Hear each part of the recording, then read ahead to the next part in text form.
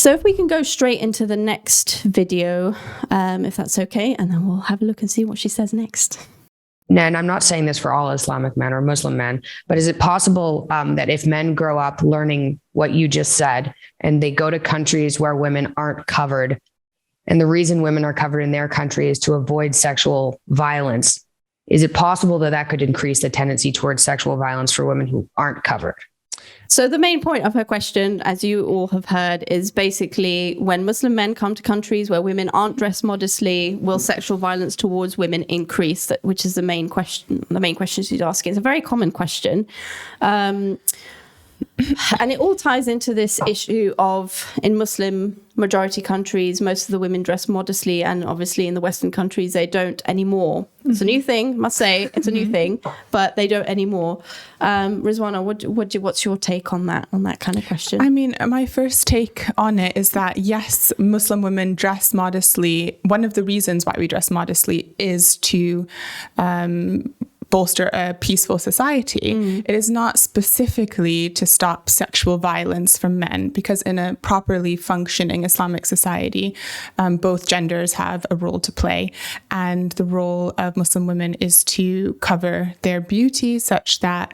in public. In public, exactly, such that they don't exacerbate any kind of... anything on the male's behalf. So we know that men are visual creatures. They have a different kind of source to their sexual desires, etc. And Islam recognizes that. So the role of Muslim women is to cover, but men are actually exhorted and addressed first to primarily uphold their role, which is to lower their gaze and control their thoughts.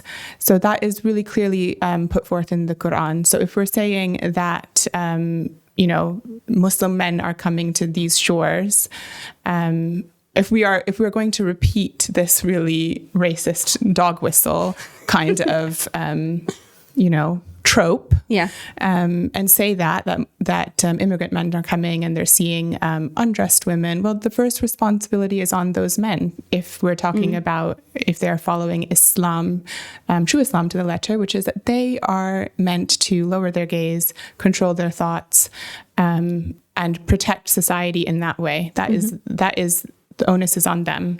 That was the first thing that I thought immediately. Yeah, no, that's fair. What about you, Nora? What do you think? Was there a particular take you thought on that? I think it was just so unfair how she put it forward.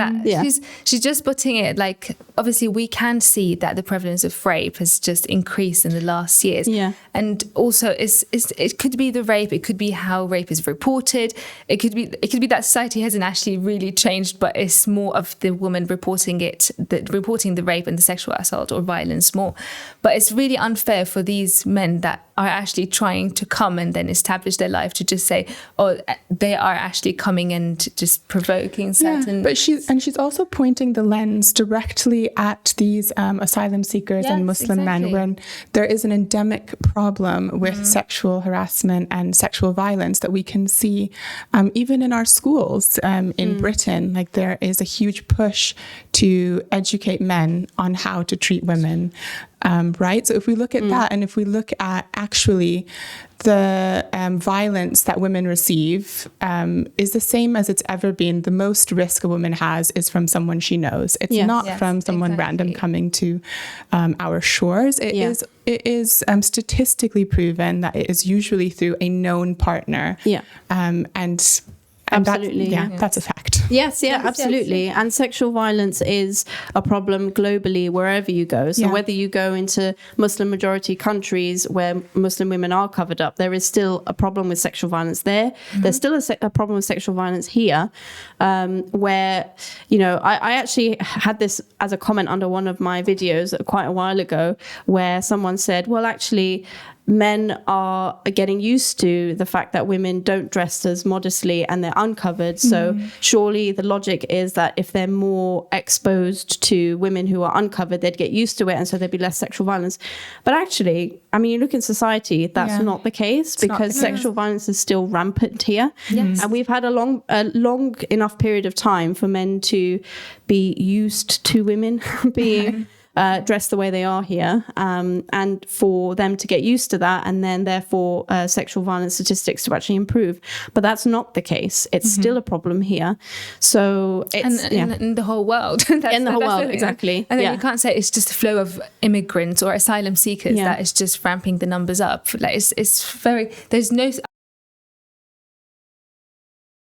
to put it into terms of research and actually just proving the numbers right. There's nothing actually like solid to prove, and there's no correlation that we can put together. Yes. But it's a very convenient kind of narrative to push, isn't it? It is. Especially one that's going to be consumed very readily and happily by, unfortunately, a large segment of society. Absolutely. So, I mean... Yeah, I think it's quite an unfair point. But I think the important point to take home actually is that men and women have their role to play. And I know, Rizwana, you were saying that earlier, and I think that's extremely important because they do have their role to play. And I remember myself watching an interview. It was a Joe Rogan interview a while ago.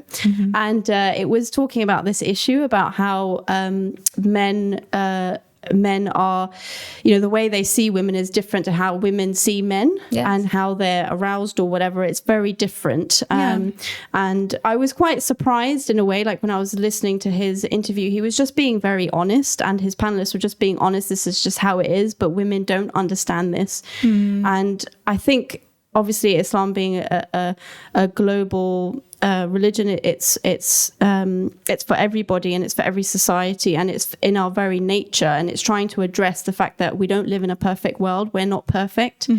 And it's trying to allow us to live in as peaceful a society as possible, but we both have to play a role in that, both men and women. And our role as women is to try and help our brothers, our male men in society, to try and to help them in their in their role in lowering their gaze and trying to help foster peace in society overall. And it's a fine balance to tread. And in this society, you could argue women don't dress as modestly, and men can, they don't lower their gaze in private or in public. So pornography is a huge problem here. And in other societies, there's more of an emphasis, unfortunately, on women playing their part and not so much the men playing their part. And that is a problem. But Islamically speaking, if we're talking about Islam emphasizes both roles. And he even does it first for the men to actually lower their gaze. And that does, And speaking to your point about we are humans, none of us are perfect. This is not to say that in any Islamic country in the world and, Muslim society, that there is no sexual harassment or violence, because we can see that it's still there. But does that, can we attribute that to Islam? No, we can't. We can attribute it to human weakness and human error, and also a misinterpretation of the way a man or a woman is meant to function in society. And again, that just speaks back to nature. And exactly. Of being realistic as to human nature and how we behave in society, essentially. And I think that's what we like. Most of the things that we're covering today is just, it's not Islam that we're actually arguing against. It's some people's behavior, some people's like how they react. But the Islam itself, it gives, like in this case, it actually tells the man how to behave, tells the woman what role to play in the society. So if we do it this way, what Islam has actually asked us to do, then we would have all lived in peace, and we wouldn't see any sexual violence. Hopefully, obviously we're human beings, and then everything can happen. Hopefully it would hopefully really go down. Yes. But it is human nature, and Islam speaks to human nature, which is I think a core tenet throughout all of the values, to be honest.